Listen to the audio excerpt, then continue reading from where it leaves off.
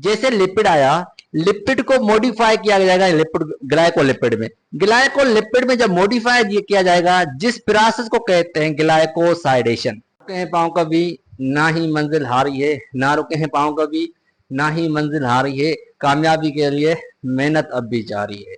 Hello students, welcome my YouTube channel. आज हम पढ़ेंगे राइबोसोम गोल्गी बॉडी। ध्यान से समझना, हर एक पॉइंट कवर कराऊंगा, बेसिक से स्टार्ट करूंगा। हर एक चीज खून से लिखी होगी, कोई आम लैंग्वेज से, आम पेन से नहीं लिखी हुई। ठीक है, इस पर मेहनत की हुई है आपने, तो आप मेहनत करो। ठीक है, छोड़ना मत। जब तक आप कामयाब नहीं होते तब तक छोड़ना मत। जितनी मेहनत कर सकते हो कर लो। ठीक है, जितनी मेहनत से कर सकते हो कर रहे हो। गिरने के बाद ये दुख ना हो तो कि मैं 10 मिनट पढ़ लेता, गिरने के बाद ये दुख ना हो कि 10 मिनट पढ़ लेता। आज का हमारा जो टॉपिक है एमडीगेट के लिहाज से राइबोसोम गोल्गी बॉडी। ठीक है, हर एक पॉइंट कवर करूंगा, छोटी से छोटी पॉइंट जहां से एमसीक्यू निकलता है। मेरा कोशिश होगा लैंग्वेज पढ़ाने की यही होगी जिस तरह क्वेश्चन की होती है। क्वेश्चन किस तरह पूछा जा सकता है पता है। ठीक है, और मैं उस तरीके से पढ़ाऊंगा जिस तरह आपकी स्पीड ज्यादा हो। एमसीक्यूज तभी आप सॉल्व कर पाओगे 200, जब तक आपकी स्पीड कम है। नहीं, स्पीड ज्यादा होगी तो सॉल्व करोगे। ठीक है, 200 एमसीक्यू तो आम एमसीक्यू नहीं है, इनके लिए आपको मेहनत करनी पड़ेगी, प्रैक्टिस करनी पड़ेगी। ठीक है, चलो देखें, मैंने कहा कि मैं एमडीगेट के लिहाज से सारे कॉन्सेप्ट कवर करवाऊंगा। एमडीगेट के according all concepts I will cover. Concepts, सारे कॉन्सेप्ट कवर करेंगे, सारे जितने भी आ सकते हैं। चलो स्टार्ट करें। चलो देखो, हमारा टॉपिक है राइबोसोम, उसके बाद गोल्गी बॉडी, पहले राइबोसोम देखेंगे। ध्यान से समझना, इससे पहले भी एक टर्म आपको कल मैंने नहीं पढ़ाया था, जिसे कहते हैं सक्रोप्लाज्मिक रेटिक्यूलम। यहां से पास्ट पेपर में एक दो क्वेश्चन हैं, इसकी वजह से मैंने आपको ये पढ़ा रहा हूं। Sarcoplasmic reticulum, it is SER, smooth endoplasm reticulum. ये क्या करता है? कैल्शियम को स्टोर करता है। कैल्शियम को क्या करेगा? आयन को स्टोर करता है। Because by the purpose of contraction of muscle, contraction of muscles. यही पॉइंट सी जो आपको मैंने बताना चाहता था। ठीक है, देखो इधर, अब बात करते हैं राइबोसोम की। ध्यान से समझना, हर एक चीज को समझना। मैंने कहा कि राइबोसोम सिंपल टॉपिक है, कोई डिफिकल्ट नहीं है, बिल्कुल आसान है। राइबोसोम को आप कहते हो आरएनए कंटेनिंग बॉडी। क्या कहते हो? RNA containing body. ये राइबोसोम को आरएनए कंटेनिंग क्यों कहते हैं? बिकॉज है कंटेन आरएनए राइबोन्यूक्लिक एसिड का बना होता है। किसका बना होता है? राइबोन्यूक्लिक एसिड का बना होता है। बिकॉज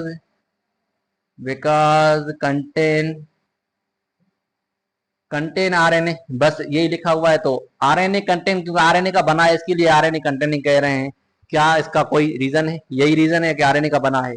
चलो, इसका दूसरा भी है, केमिकली मेडअप होता है।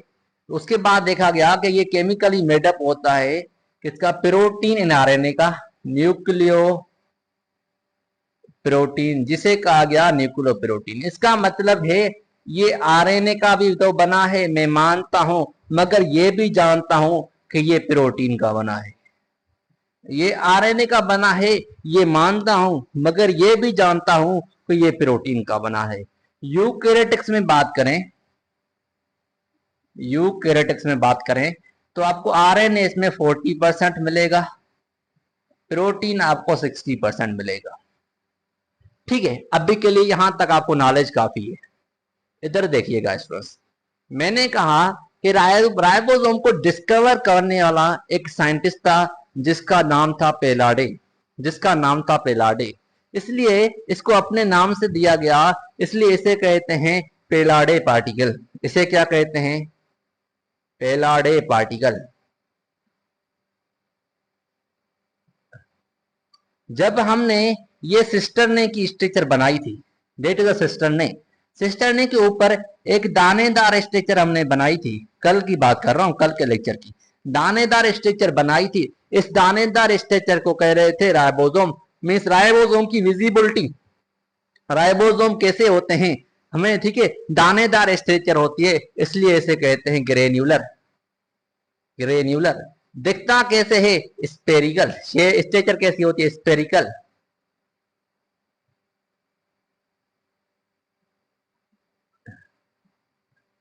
ठीक है, और यहां पर देखो, जबकि हमने रफ एंडोप्लाज्म रेटिकुलम की बात की थी, रफ एंडोप्लाज्म में राइबोसोम प्रेजेंट थे, तो मैंने कहा था कि यहाँ पर प्रोटीन सिंथेसिस होती है। इसका मतलब है कि राइबोसोम क्या करते हैं, प्रोटीन सिंथेसिस करते हैं।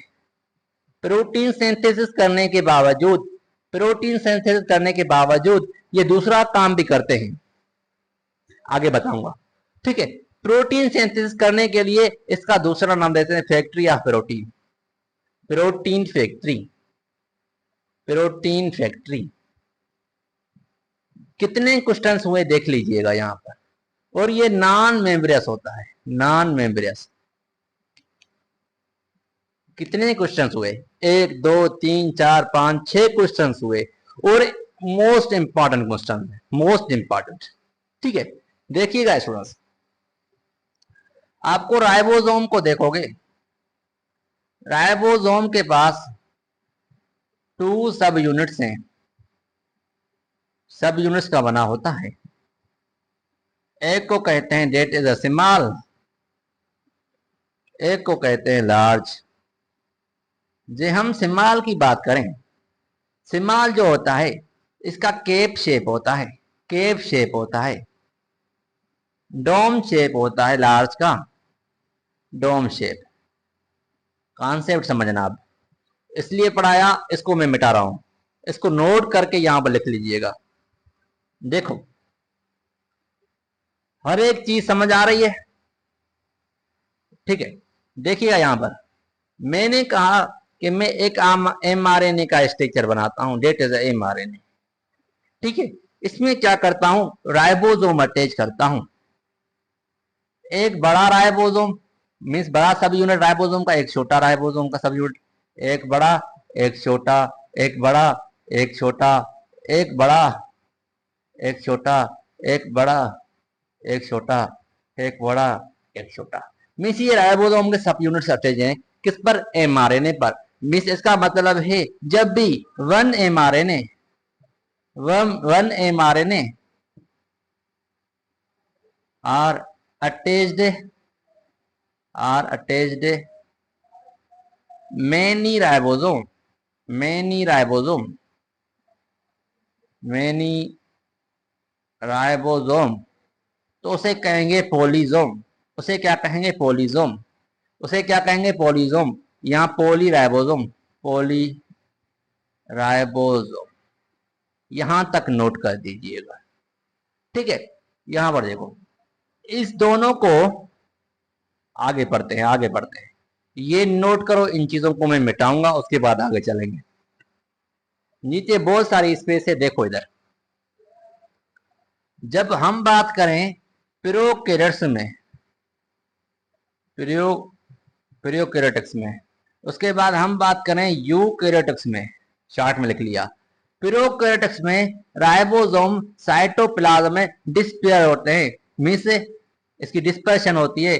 यहां पर क्या होते हैं, ऐसे फ्रीली मूव करते रहते हैं साइटोप्लाज्म में, बिकॉज है लेक ऑफ, बिकॉज है लेक ऑफ एंडोप्लाज्म रेटिकुलम। क्योंकि देखो, प्रोकैरियोटिक्स की बात करते हैं तो प्रोकैरियोटिक्स में वहां पर राइबोसोम जो होते हैं फ्रीली डिस्पेयर होते हैं, फ्रीली मूव करते रहते हैं। क्यों मूव करते हैं, क्योंकि वहां पर एंडोप्लाज्म रेटिकुलम नहीं होता है, वहां पर एंडोप्लाज्म रेटिकुलम नहीं होता है। इस चीज को याद रखिएगा। जब हम यूकैरियोट की बात करें तो वहां पर ये एंडोप्लाज्म रेटिकुलम भी अटैच होते हैं और साइटोप्लाज्म में भी होते हैं। ऐसे नहीं कि सिर्फ सिर्फ एंडोप्लाज्म रेटिकुलम में नहीं, बट साइटोप्लाज्म भी इतने नहीं होते हैं, बट होते हैं। ठीक है, मेन चीज होगी एंडोप्लाज्म रेटिकुलम में ज्यादा अटैच होते हैं, याद रखिएगा जी। यहां पर राइबोसोम की बात करें, 70S राइबोसोम होते हैं। यहां पर राइबोसोम की बात करें तो यहां पर 70S राइबोसोम होते हैं। 70S का मतलब समझाऊंगा। यहां पर राइबोसोम जो होते हैं 80S, यूकैरियोट्स में। इसका लार्ज सब यूनिट और स्मॉल, जो लार्ज सब यूनिट होता है वो आपका 60s का बना होता है और यहां पर ये 40s का बना होता है। मैंने कहा कि प्रोकैरियोट्स की बात नहीं की अभी तक, मैंने कहा यूकैरियोट्स में लार्ज सब यूनिट 60s का बना होता है और स्मॉल आपका किसका बना होता है, स्मॉल आपका किसका बना होता है, याद रखिएगा स्टूडेंट्स, याद रखिएगा, स्मॉल आपका 40s का बना होता है। यहां तक नोट करो, उसके बाद आगे चलेंगे। देख लिया, जल्द नोट करो। अब देखो, हमने प्रोकैरियोट्स की बात कर रहे थे। प्रोकैरियोट्स में आपको मिलता है क्या, आपको 30s स्मॉल सब यूनिट एंड 50s लार्ज सब यूनिट, मीन्स ये टोटल 70s हो जाएगा। एस का मतलब क्या है, सेट वर्ग, डेट सेडबर्ग यूनिट।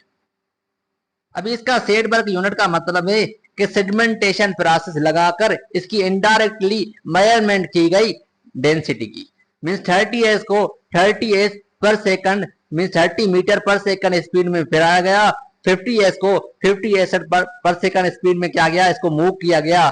तो आना कहां पर चाहिए था, देखिएगा यहां पर हमने मान लिया कि ये एक मीटर है, यहां पर आपको 90 लिखा हुआ है, यहां पर आपको 80 लिखा हुआ है।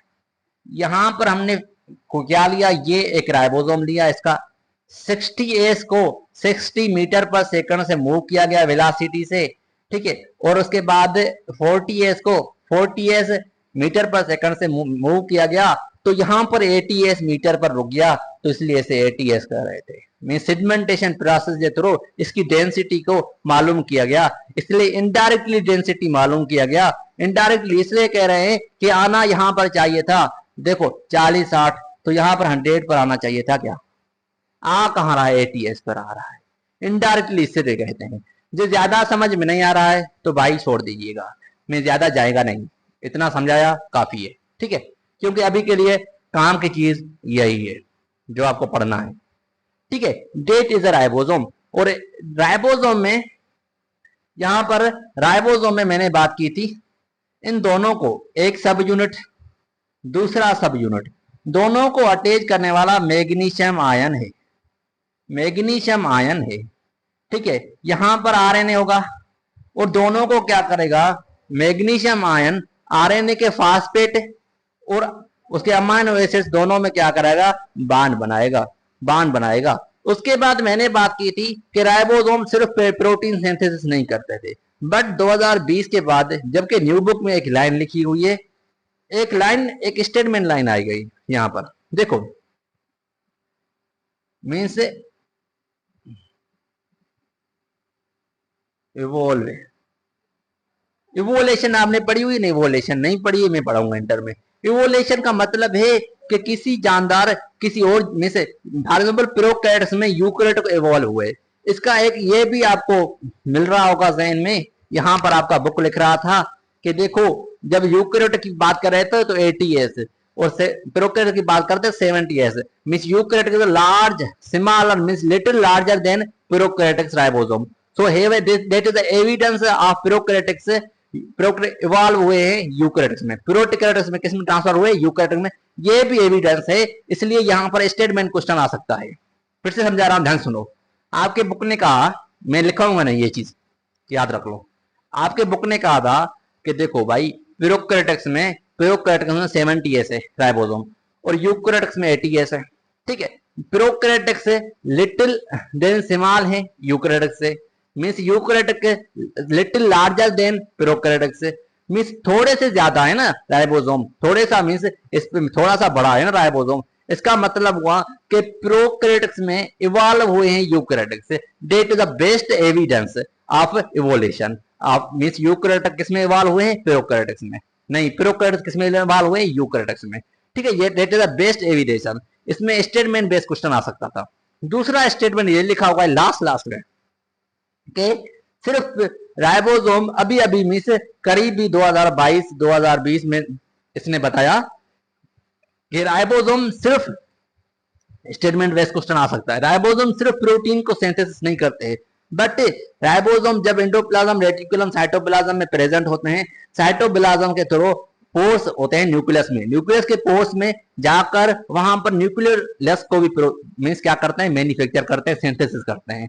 इसका मतलब यही हुआ कि अभी अभी रिलीव्ड किया गया है, अभी अभी बताया गया है कि राइबोसोम सिर्फ प्रोटीन सिंथेसिस नहीं करते हैं, बट न्यूक्लियस को भी क्या करते हैं, मैन्युफैक्चर किया जाता है। That is a statement questions according your textbook of synth। समझ में आया? ये हुआ राइबोसोम यहां पर कंप्लीट। अब बात करते हैं गोल्जी बॉडी की, ध्यान से रखो, नोट करो, आगे चले। गोल्जी बॉडी के बहुत सारे नेम है, मैं आपको लिखवा देता हूं। गोल्जी कॉम्प्लेक्स कहते हैं इसे, इसका दूसरा नाम है गोल्जी अपराटस, ठीक है। इसका तीसरा नाम है गोल्जी जोम, ठीक है, ये इसके नाम है। इसको डिस्कवर किया गया है, एक साइंटिस्ट था कैमेलो गोल्जी, इन्होंने इसको डिस्कवर किया 1898 में, अपने नाम से इसका नाम दिया गया, ठीक है। यहां पर देखिएगा स्टूडेंट्स, मैंने कहा कि एक मैंने न्यूक्लियर मेम्ब्रेन बनाई है, ये एक सिंपल से हमने एक न्यूक्लियर मेम्ब्रेन अभी के लिए बना दी, ये बन गई न्यूक्लियर मेम्ब्रेन, ठीक है। और यहां से निकल रहे हैं वेसिकल्स सिस्टर ने, और यहां से smooth endoplasm reticulum, rough endoplasm reticulum से स्मूथ एंडोप्लाज्म रेटिकुलम निकलता है, ठीक है। और यहां से होंगे वेसिकल्स यहां पर, और यहां पर एक स्ट्रक्चर होगी,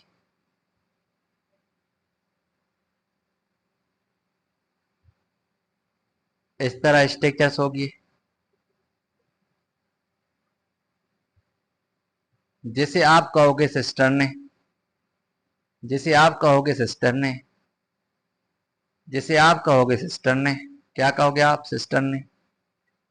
चलो यहां पर ये वेसिकल्स वगैरह आ जाएंगे।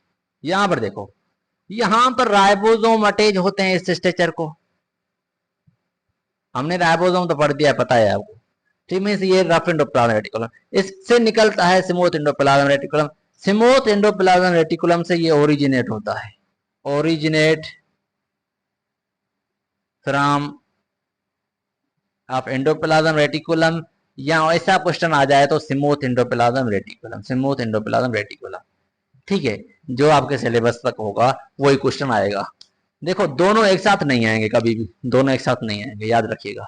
दोनों एक साथ आ जाए तो इस पर क्लिक करोगे, देखो इस पर भी नहीं, देखो यहां पर समझ में आया, देखो यहां पर आ जाओ, और इसको डेक्टोजोम, डेक्टोजोम एक गोल्जी बॉडी है जो प्लांट में प्रेजेंट होता है, उसका नाम है डेक्टोजोम, ठीक है। डेक्टोजोम क्या है, एक गोल्जी बॉडी है ये भी, बट ये प्लांट में प्रेजेंट होता है, हमारे पास गोल्जी बॉडी होती है, ठीक है। और गोल्जी बॉडी की बात करें, ये कंपोस्ट होता है,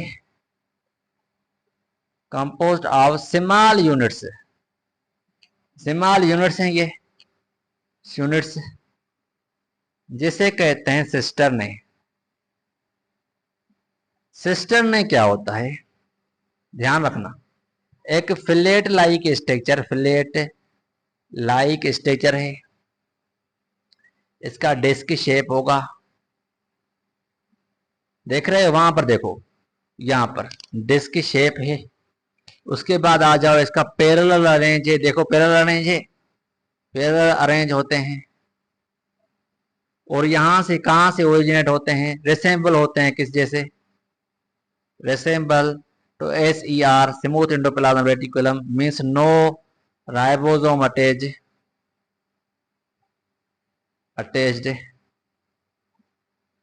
और हर एक सेल में ये वेरी करता है, इसका नंबर 4 to 8 तक हो जाएगा, ठीक है। डेट इज असिस्टर ने एक flat like structure, disc shape होता है, अरेंज होते हैं, पैरेलल अरेंज होते हैं, रिसेंबल होते हैं स्मूथ एंडोप्लाज्म रेटिकुलम तक। ये सारी चीजें मैंने एक सिस्टर्ने के बारे में आपको बता दी, ठीक है। जो गोल्जी बॉडी की बात करें, हमने मान लिया ये सारा गोल्जी बॉडी है, और इस फेस को कहेंगे सिस फेस, और इस फेस को कहेंगे trans face, trans face. Cis face means Golgi body, Golgi body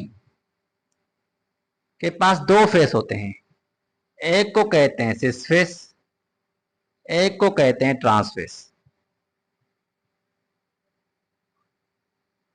ठीक है, जब सिस फेस की बात करें तो वो किसके करीब है, एंडोप्लाज्म रेटिकुलम यानी न्यूक्लियर न्यूक्लियर न्यूक्लियस या एंडोप्लाज्म रेटिकुलम, एंडोप्लाज्म रेटिकुलम। और ये ओरिजिनेट मीन्स कहां से है, करीब किसके है, न्यूक्लियर मेम्ब्रेन मीन्स इसे दूसरा नाम देते हैं फार्मिंग फेस, फार्मिंग फेस। और यहां पर पैकेजिंग होती है मालिक्यूल्स की, मालिक्यूल्स की। ठीक है, और यहां पर आ जाओ, और इस फेस को यहां पर सेल मेम्ब्रेन होगी, इसके अपोजिट में यहां पर सेल मेम्ब्रेन होगी। ये ट्रांस फेस को हम मैच्योरिंग फेस कहते हैं। ठीक है, मैच्योरिंग फेस कहते हैं। मैच्योरिंग फेस को यहां पर देखो, यहां पर सेल मेम्ब्रेन के नियर होती है, नियर सेल मेम्ब्रेन। और यहां पर क्या होती है, कुछ मालिक्यूल्स होते हैं, यहां पर सीक्रेट होते हैं, यहां पर सीक्रेशन होती है मालिक्यूल्स की, जैसे लाइजोसोम, प्रोऑक्सिसोम, लाइजोसोम, परऑक्सिसोम। आगे हम इंशाल्लाह पढ़ेंगे इसके बारे में। ठीक है, अभी के लिए यहां तक ठीक है, गोल्जी बॉडी के लिए यहां तक ठीक है। देखो मैंने कहा कि सिस फेस, देखो एक गोल्जी बॉडी का वो पार्ट जो न्यूक्लियर के करीब है जिसे सिस फेस कहते हैं, फार्मिंग फेस कहते हैं, और ये न्यूक्लियर के करीब है, यहां पर मालिक्यूल्स की पैकेजिंग होगी। एक वो जो सेल मेम्ब्रेन के करीब है, वहां पर मालिक्यूल्स की देखो सीक्रेशन होती है, जैसे लाइसोसोम सीक्रेट हो जाएगा, वो कभी को मालिक्यूल जो सीक्रेट होगा लाइसोसोम में कन्वर्ट हो जाएगा, को मालिक्यूल पेरोक्सिसोम में कन्वर्ट हो जाएगा। मीन्स यहाँ पर वेजिकल्स की सीक्रेशन होती है, जिसे आप गोल्जी वेजिकल्स भी कह सकते हो। ठीक है, जो वेजिकल्स यहाँ से निकलकर सीक्रेट हो जाएंगे उसे गोल्जी वेजिकल्स भी कह सकते हो, कोई कंफ्यूजन नहीं है। देखो कैसे, यहाँ पर देखो, यहाँ पर प्रोटीन सिंथेसिस होगी, यहाँ पर लिपिड, और ये ट्रांसफर करेगा स्मूथ एंडोप्लाज्म रेटिकुलम में, ये दोनों को मिलाकर ट्रांसफर करेगा इधर, जो ये वेजिकल्स आ गई, और इसको यहाँ पर पैक किया जाएगा और इसको यहाँ पर भेजा जाएगा, और यहाँ पर इसकी मेडिफिकेशन होगी। मीन्स अभी इसके फंक्शंस की बात करें, ये चीजें मिटाएं, बिल्कुल सिंपल पढ़ाया है मैंने आपको, यहां से बाहर क्वेश्चन नहीं आएगा। देखो अब इसके फंक्शंस की बात करते हैं। Function of Golgi body, of Golgi body, यहां से निकलकर यहां से इसकी मॉडिफिकेशन मीन्स ये काम कर रहा है किसका, पैकेजिंग का, मीन्स पोस्ट ऑफिस का cell, post office of cell Golgi body है। पोस्टमैन क्या करता है, चीजों को ट्रांसफर करता है, postman of the cell, postman of cell means यहां पर ट्रांसपोर्ट होती है, ट्रांसपोर्ट होती है, सीक्रेशन होती है वेजिकल्स की, और यहां पर मॉडिफिकेशन होती है। ये इसके सारे काम है। ठीक है, यहां पर देखो, यहां पर मॉडिफाई कैसे होंगे, देख लो यहां पर ट्रांसफेस पर मॉडिफिकेशन कैसे होगी। यहां पर आया मॉलिक्यूल गोल्जी बॉडी पर, अभी देखो फॉर एग्जांपल आपके पास आया लिपिड, इसके साथ शुगर ऐड हो जाएगी, और शुगर ऐड हो जाएगा क्या बन जाएगा, ग्लाइकोलिपिड। और फॉर एग्जांपल यहां पर आपके पास आया प्रोटीन, प्लस में शुगर ऐड हो जाएगी, ये बन जाएगा ग्लाइकोप्रोटीन। इसी प्रोसेस को कहते हैं ग्लाइकोसाइडेशन, इसको प्रोसेस को कहते हैं ग्लाइकोसाइलेशन।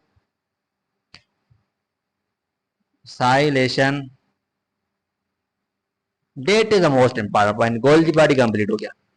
मैंने कहा कि देखो स्टूडेंट्स, यहां पर मॉलिक्यूल्स की मॉडिफिकेशन होती है, मॉडिफिकेशन के ड्यूरिंग जैसे लिपिड आया, लिपिड को मॉडिफाई किया जाएगा लिपिड ग्लाइकोलिपिड में, ग्लाइकोलिपिड में जब मॉडिफाई किया जाएगा जिस प्रोसेस को कहते हैं ग्लाइकोसाइडेशन, मींस लिपिड को मॉडिफिकेशन का प्रोसेस जो होता है ग्लाइकोसाइडेशन होता है।